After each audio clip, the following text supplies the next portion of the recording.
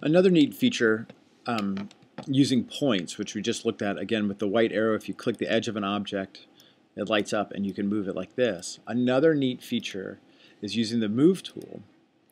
Again, if you double click, it'll move the entire object. But if you deselect, come to the edge of an object, and you'll notice a little tiny curve appears by the black arrow. I can click and drag, and I can bend the lines.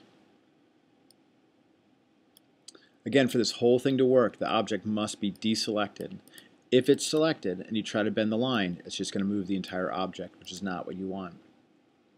On that same idea, using the white arrow, I'm going to get the open points, and they're called open points because they're white. There's another tool here called the pen tool.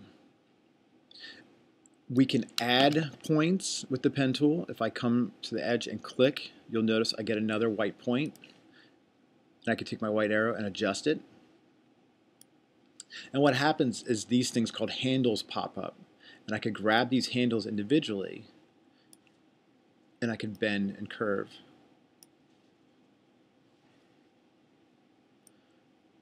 I can also deselect, and if I want those handles, I can use my Convert Anchor Point tool, and I can click on an edge, and it'll give me the handles, and then I can start redesigning by grabbing these. So what I'm going to have you do is explore with the handles and the shape tools, and kind of get your feet wet with that, and then we'll move on and talk about some of these other tools and their different settings.